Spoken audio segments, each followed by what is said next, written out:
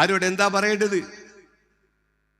ഈ ബഹുമാനപ്പെട്ട സമസ്ത കേരള ജമിയത്തുൽ ഉലമയുടെ സ്ഥാപനമാണ് എന്ന് പറഞ്ഞുകൊണ്ട് നമ്മൾ നെഞ്ചോട് മാറോട് ചേർത്ത ഒരുപാട് സ്ഥാപനങ്ങൾ ധിക്കാരം കൊണ്ട് അല്ലെങ്കിൽ മസിൽ പവർ കൊണ്ട് പിടിച്ചടക്കിക്കൊണ്ടിരിക്കുകയാണ്. എങ്കിലും പറയാ, പള്ളികളിലുള്ള ഉസ്താദുമാരെയൊക്കെ, മദ്രസയിലുള്ള മുഅല്ലിമീങ്ങളെയൊക്കെ, മാനേജ്മെന്റ് കമ്മിറ്റികളെ ഒക്കെ തന്നെ പിരിച്ചുവിട്ടാലും ധിക്കാരം പ്രവർത്തിച്ചാലും എന്തൊക്കെ ധിക്കാരപരമായ സമീപനം സ്വീകരിച്ചാലും പടച്ച തമ്പുരാന്റെ അപാരമായ തൗഫീഖ് കൊണ്ടുകൊണ്ട് ഹബീബ് മുഹമ്മദ് റസൂലുള്ളാഹി സ്വല്ലല്ലാഹു അലൈഹി വസല്ലം തങ്ങൾ നമുക്ക് എത്തിച്ചു തന്ന ഈ പരിശുദ്ധ ദീന് അതിവിടെ ഉറപ്പിച്ചു നിർത്താൻ അവസാനത്തെ അഹ്ലുസ് സുന്ന വൽ ജമാഅയുടെ ഖാദിമും ഇവിടെ ജീവിച്ചിരിക്കുന്ന കാലത്തോളം അതിവിടെ നിലനിർത്താൻ നമ്മൾ പ്രതിജ്ഞാബദ്ധമാണ്.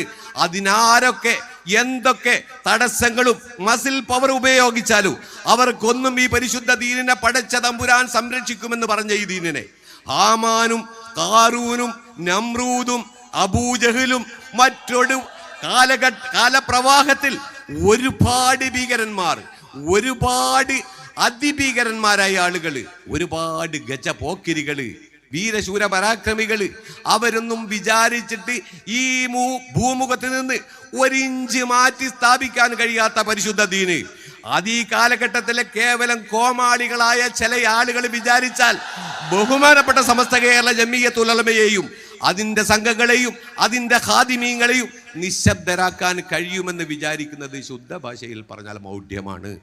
ഞാൻ അവസാനിപ്പിക്കുകയാണ്. ഇവിടെ എല്ലാ കാര്യത്തിനും നമ്മളൊരു വിഭാഗീയ പ്രവർത്തനത്തിനുമില്ല. പ്രചരിപ്പിക്കപ്പെടുന്നത് വിഭാഗീയ പ്രവർത്തനങ്ങൾക്ക് നേതൃത്വം നൽകുന്നു എന്നാണ്. ബഹുമാനപ്പെട്ട സമസ്ത കേരള ജമിയത്തുൽ ഉലമയുടെ തീരുമാനം നടപ്പിലാക്കുക എന്നുള്ളതാണ് അതിൻ്റെ പോഷകഘടകങ്ങൾ. സമസ്തയെ സ്നേഹിക്കുന്ന ആളുകൾ, ദീനിനെ സ്നേഹിക്കുന്ന ആളുകൾ, അതിൻ്റെ ഖാദിമീങ്ങൾ, അവരുടെ ബാധ്യത. സമസ്ത ഹക്കീം ഫൈസിക്കത്തിന് നടപടിയെടുത്തപ്പോൾ നമ്മൾ അതിൽ ഉറച്ചു നിന്നു. ബഹുമാനപ്പെട്ട സമസ്ത കേരള ജമിയത്തുൽ ഉലമയുടെ അഭിവന്ദ്യരായ സാരഥി സയ്യിദുൽ ഉലമ സയ്യിദ് മുഹമ്മദ് ജിഫ്രി മുത്തുക്കോയ തങ്ങൾ തവ്വറല്ലാഹു അംറഹു ആമീൻ തങ്ങളും MT ഉസ്താദു ഉൾപ്പെടെയുള്ള ആളുകൾ ഈ മലപ്പുറത്ത് വെച്ച് വിശദീകരണം നടത്തി. ഇതിങ്ങനെയൊക്കെ പുറത്താക്കിയിട്ടുണ്ട്, ഇങ്ങനെയൊക്കെ കാര്യങ്ങൾ എന്ന് വിശദീകരിച്ചു. നമ്മളത് ഗ്രാമാന്തരങ്ങൾ സമസ്ത കേരള സുന്നി വിദ്യാർത്ഥി ഫെഡറേഷനും സുന്നി യുവജന സംഘവും ഉൾപ്പെടെയുള്ള ഈ സമസ്ത കേരള ജമിയത്തുൽ ഉലമയുടെ ഖാദിമീങ്ങളായ പോഷകഘടകങ്ങളായ ആളുകൾ വിശദീകരിച്ചു. തുടർന്ന് ആദർശ സമ്മേളനങ്ങൾ നടത്തി കാര്യങ്ങൾ വിശദീകരിച്ചു കൊടുത്തു. നമ്മളെ വിളിപ്പിച്ച് എന്താ 25 ആളുകൾ, രണ്ട് ഭാഗത്ത് നിന്ന് 25 ആളുകൾ വേണോ, അവരുടെ ഒരു ചർച്ച വെക്കണമെന്ന് പറഞ്ഞു. ഈ കാര്യം നമ്മൾ ശ്രദ്ധയിൽപ്പെടുത്തി. ബഹുമാന്യനായ MT ഉസ്താദിൻ്റെയും ജിഫ്രി തങ്ങളുടെയും ശ്രദ്ധയിൽപ്പെടുത്തി. ഒരു ഡേറ്റ് വെച്ച് പറഞ്ഞപ്പോൾ ചില പ്രയാസങ്ങൾ, ചില കാര്യങ്ങളുണ്ട്. സംസാരിച്ചു, അവരോട് കാര്യങ്ങൾ സംസാരിച്ചു. അങ്ങനെ ഒരു ചർച്ചയ്ക്ക് രണ്ട് കൂട്ടർ 25 വന്നിരുന്നിട്ടുള്ള ഒരു പ്രയാസകരമായ ഒരു അവസ്ഥയുടെ കാര്യങ്ങളൊക്കെ വിശദീകരിച്ചപ്പോൾ MT ഉസ്താദ് ഈ അമീർ ഫൈസി അമ്പലക്കടവിനെ വിളിച്ചു പറഞ്ഞു, എന്നാൽ പിന്നെ മുഷാവറൊക്കെ കഴിയട്ടെ, എന്നിട്ട് നമുക്ക് മീറ്റിംഗ് കൂടാം. എന്നിട്ട് ഞങ്ങളൊന്ന് ആലോചിച്ചിട്ട് ഏത് തരത്തിലാണ് മീറ്റിംഗ് കൂടുന്നത് എന്ന് ആലോചിക്കാം എന്ന് പറഞ്ഞു. ബഹുമാന്യനായ MT അബ്ദുള്ള മുസ്ലിം പിറ്റേന്ന് ഈ മീറ്റിങ്ങിൽ ആരും പോയില്ല. സമസ്തക്ക് എതിരാണ്, ധിക്കാരമാണ്, മറ്റതാണ് മറിച്ചതാണ്, ആനയാണ്, കുതിരയാണ്, ചേനയാണ്, തേങ്ങ എന്നൊക്കെ പറഞ്ഞ് വമ്പിച്ച പ്രയാസം. നമ്മൾ ആ കാര്യം ഉസ്താദുമാരെ ശ്രദ്ധയിൽപ്പെടുത്തിയിട്ടിട്ട് കാര്യങ്ങൾ പറഞ്ഞ് അവർ കൂടി പറഞ്ഞ് തീരുമാനിച്ചതാണ് മുഷാവറ കഴിഞ്ഞിട്ട് മീറ്റിംഗ് ഇരിക്കുക. അത് കഴിഞ്ഞു. അതൊക്കെ കഴിഞ്ഞ് വീണ്ടും ഒരു 10-10 ഒരു ചർച്ച മാർച്ച് 1-ാം തീയതി റമദാൻ്റെ തൊട്ട് മുമ്പ് മാർച്ച് 1-ന് 10-10 ഒരു ചർച്ച വിളിപ്പിച്ചു. നമ്മളതിൽ പോയി കൃത്യമായി കാര്യങ്ങൾ പറഞ്ഞു. എന്താണ് ചെയ്തത്, എന്താണ് ധിക്കാരമുണ്ടോ, എന്താണ് വേറെന്തെങ്കിലും കാര്യമുണ്ടോ? ഒന്നുമില്ല. ഒരു കാര്യമില്ല. ഉസ്താദ്മാർക്ക് കാര്യങ്ങൾ കൃത്യമായിട്ട് ഉസ്താദ്മാരോട് പറഞ്ഞു, നിങ്ങൾ മുഷാവറ എടുത്ത തീരുമാനം ഞങ്ങൾ അത് പ്രയോഗവൽക്കരിക്കുകയാണ്, അതിലപ്പുറത്തൊന്നും ചെയ്തിട്ടില്ല. ഞങ്ങൾക്ക് പറയാനുള്ളത് ഇന്ന വിഷയങ്ങൾ 5 കാര്യങ്ങൾ ഇത് പറയാനുണ്ട്. അതവിടെ സബ്മിറ്റ് ചെയ്തു, പറഞ്ഞു, എഴുതി രേഖ കൊടുത്തു. മറ്റുള്ള ആളുകൾക്ക് അവർക്ക് പറയാനുള്ളത് അവരും പറഞ്ഞു. അങ്ങനെ എല്ലാവരെയും വിളിച്ചുകൂട്ടി മാർച്ച് 1-ാം തീയതി നല്ല അന്തരീക്ഷത്തിൽ കാര്യങ്ങൾ പറഞ്ഞു. മധ്യസ്ഥന്മാർ, കേരളത്തിലെ അറിയപ്പെടുന്ന പ്രഗത്ഭരായ മധ്യസ്ഥന്മാർ 5 പേര് അങ്ങനെ ഇരുന്ന് അവരെ വിളിപ്പിച്ച് അവിടെയാണ് പോയത്. അവരോട് കാര്യങ്ങളൊക്കെ പറഞ്ഞു. എന്നാൽ ഒരു കാര്യം ചെയ്യുക, പത്രക്കാരെ കൂടി കൂട്ടി വിളിച്ച്, മീഡിയയെ കൂടി വിളിച്ചിട്ട് അവിടുന്ന് ബഹുമാനപ്പെട്ട ജിബ്രീൽ തങ്ങളും സാദിഖ് അലി ശിഹാബ് തങ്ങളും കാര്യങ്ങൾ പറഞ്ഞു. ഇനി ആരും ഒരു കാര്യങ്ങളും പ്രയാസകരമായൊരവസ്ഥ പോസ്റ്റോ അല്ലെങ്കിൽ പ്രവർത്തനങ്ങളോ അല്ലെങ്കിൽ മറ്റൊരു കാര്യവും നമ്മുടെ ഈ പ്രയാസങ്ങൾ പരിഹരിക്കാൻ റമദാനിനോ റമദാനിന് ശേഷമോ നമ്മൾ കാര്യങ്ങൾ ഇതൊക്കെ നിങ്ങളെ കൂടി വിളിപ്പിച്ച് ഇതൊക്കെ പരിഹരിച്ച് നമുക്ക് നന്നായിട്ട് പോകണം. അങ്ങനെ പിരിഞ്ഞു പോയി. മാർച്ച് 1-ാം തീയതി ഇങ്ങനെ ഈ കാര്യങ്ങളൊക്കെ എല്ലാവരെയും വിളിച്ച് പറഞ്ഞ ആളുകൾ, ഞാൻ പറയാ ആ മധ്യസ്ഥ വേദിയിലുള്ള ആളുകൾ തന്നെ അവർ കാര്യങ്ങൾ പൊട്ടിക്കുന്ന ഒരവസ്ഥയിലേക്ക്, ഈ മസ്ലഹത്ത് രണ്ട് കക്ഷികൾ എന്ന് പറഞ്ഞിരുത്തിയ ആളുകളല്ല, മധ്യസ്ഥ വേദിയിലുള്ള ആളുകൾ തന്നെ ഈ കാര്യങ്ങൾ പൊട്ടിക്കുന്ന ഒരവസ്ഥയാണ് റമദാൻ 26-ാം തീയതി പട്ടിക്കാട് ജാമിയ നൂരിയയിൽ ഉണ്ടാക്കിയത്. എന്ന് പറഞ്ഞാൽ ഒരേ സമയം ന്യായാധിപനും ഒരേ സമയം വേട്ടക്കാരനുമാകുന്ന സമീപനം കേരളക്കരയിൽ നിന്ന് മാറിയിട്ടില്ലെങ്കിൽ ഈ അവസ്ഥ മുസ്ലിം ഉമ്മത്ത് അടിച്ച് പിരിയേണ്ട ഒരവസ്ഥയിലേക്ക്, ഫിർക്കത്തിലേക്ക് പോകൂ, ഉറപ്പായിട്ടും പോകും. വഖഫ് ബില്ലുണ്ട് കേരളക്കര. ഇന്ത്യയിലുള്ള അവസ്ഥ മനസ്സിലാക്കാത്തത് കൊണ്ടൊന്നുമല്ല പറയുന്നത്. ഇന്ത്യയിൽ ഫാസിസം അതിവേഗം ശക്തി പ്രാപിച്ചുകൊണ്ടിരിക്കുകയാണ്. എന്നാലോ ഈ ഫാസിസത്തിനെതിരായിട്ട് മതേതര കൂട്ടായ്മ ഒരു ഭാഗത്ത് രൂപപ്പെടുത്തുന്നു, ഒരു ഭാഗത്ത് ക്രിസ്ത്യൻ സഹോദരന്മാരെ ചേർത്ത് പിടിക്കുന്നു, ഒരു ഭാഗത്ത് അമുസ്ലിം സഹോദരന്മാരെ ചേർത്ത് പിടിക്കുന്നു, ഒരു ഭാഗത്ത് തബ്ലീഗ് ജമാഅത്തിനെ ചേർത്ത് പിടിക്കുന്നു, ഒരു ഭാഗത്ത് മൗദൂദികളെ ചേർത്ത് പിടിക്കുന്നു, ഒരു ഭാഗത്ത് വഹാബികളെ ചേർത്ത് പിടിക്കുന്നു. ബഹുമാനപ്പെട്ട സമസ്ത കേരള ജംഇയ്യത്തുൽ ഉലമയുടെ ഖാദിമീങ്ങളെ മാത്രം ചേർത്ത് പിടിക്കാൻ ഇവിടെ ആർക്കും താല്പര്യമില്ലാത്ത ഒരവസ്ഥയാണുള്ളത്.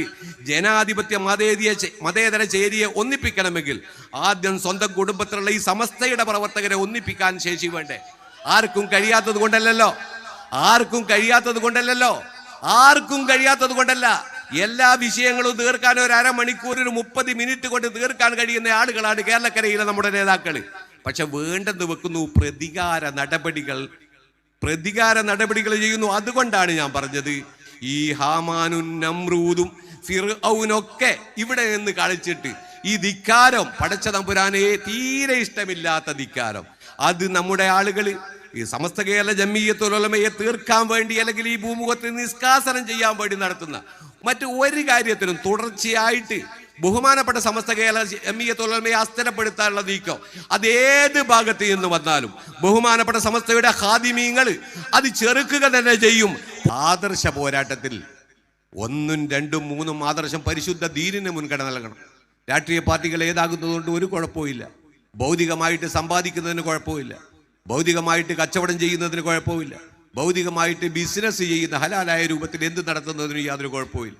പക്ഷേ ഒരു മുസൽമാനെ സംബന്ധിച്ചിടത്തോളം ഒമാ ഖലഖതുൽ ജിന്ന വൽ ഇൻസ ഇല്ലാ ലിയഅ്ബുദൂൻ എന്ന ആ പരിശുദ്ധ വാക്യത്തിന്റെ പിന്നാമ്പറന്നു പോകുമ്പോൾ, ആ പരിശുദ്ധ വാക്യം നമ്മൾ മനസ്സിലാക്കുമ്പോൾ, പടച്ച തമ്പുരാൻ നമ്മെ ശ്രദ്ധിച്ചത് റബ്ബിനെ ആരാധിക്കുക എന്നുള്ളത് മാത്രമാണ്. മുസൽമാനെ സംബന്ധിച്ചിടത്തോളം ആ ആരാധന, മുസൽമാനെ സംബന്ധിച്ചിടത്തോളം റബ്ബിന് വഴിപ്പെടുക എന്നുള്ളത്, റബ്ബിന്റെ കലാം ഉയർത്തിപ്പിടിക്കുക എന്നുള്ളത്, തൗഹീദ് ഉയർത്തിപ്പിടിക്കുക എന്നുള്ളത് ഒരു കാലഘട്ടത്തിലും അവസാനത്തെ ഒരു കുട്ടി ബാക്കിയാവുമ്പോൾ പോലും ഈ ദീനിൽ യാതൊരു കോംപ്രമൈസും ഇല്ലാതെ മുന്നോട്ട് പോകാൻ കഴിയണം. 100 വർഷം ഇവിടെ നടന്നിട്ട് ഒന്നും നേടാൻ കഴിയാത്ത പരിശുദ്ധ അഹ്ലുസുന്ന വൽ ജമാഅയെ ഒന്നും ചെയ്യാൻ കഴിയാത്ത ആളുകൾ ഇതിന്റെ മറ പൊളിക്കാനും ഇതിന്റെ അസ്തിത്വം നഷ്ടപ്പെടുത്താനും ഇതിനെ ഈ ലോകത്ത് നിന്ന് അല്ലെങ്കിൽ നമ്മുടെ നാട്ടിൽ നിന്ന് ബഹുമാനപ്പെട്ട സമസ്ത കേരള ജംഇയ്യത്തുൽ ഉലമയെ നിഷ്കാസനം ചെയ്യാനും സർവ്വ ഇടപാടുകളും നടത്തിയിട്ട് നടക്കാത്തൊരു കൂട്ടരാണ്. അവസാനം ബഹുമാനപ്പെട്ട സമസ്ത കേരള ജംഇയ്യത്തുൽ ഉലമയെ അസ്ഥിരപ്പെടുത്താൻ വേണ്ടി CIC-യുടെ പേരിൽ ഒരാളൊരു ചാരനെ കൊണ്ടുവന്നുകൊണ്ട് ഈ ബഹുമാനപ്പെട്ട സമസ്ത കേരള ജംഇയ്യത്തുൽ ഉലമ എന്നുള്ള ഈ ആദർശ പ്രസ്ഥാനത്തെ അസ്ഥിരപ്പെടുത്താനുള്ള നീക്കങ്ങൾക്ക് തുടക്കം കുറിച്ചത്. കാര്യമെന്ത് തന്നെയായാലും ബഹുമാനപ്പെട്ട സമസ്ത കേരള ജംഇയ്യത്തുൽ ഉലമ ആ കാര്യത്തിൽ സമസ്ത കേന്ദ്ര മുശാവറയിൽ അംഗമൊന്നുമല്ല ഹക്കീം മൗലവി. എന്നാൽ പോലും ആദർശ വ്യതിയാനം പറഞ്ഞുകൊണ്ട് സമസ്ത കേരള ജംഇയ്യത്തുൽ ഉലമ അദ്ദേഹത്തെ മാറ്റി നിർത്തി.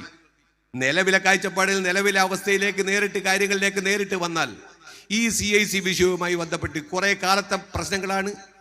ബഹുമാനപ്പെട്ട സമസ്ത കേരള ജംഇയ്യത്തുൽ ഉലമയ്ക്ക് ആദർശപരമായിട്ട് യോജിക്കാൻ കഴിയില്ല എന്ന് മനസ്സിലാക്കിക്കൊണ്ട് തന്നെയാണ് CIC-യുടെ സെക്രട്ടറി എന്നുള്ള ഹക്കീം ഫൈസിക്ക് എതിരെ നടപടിയെടുത്തത്.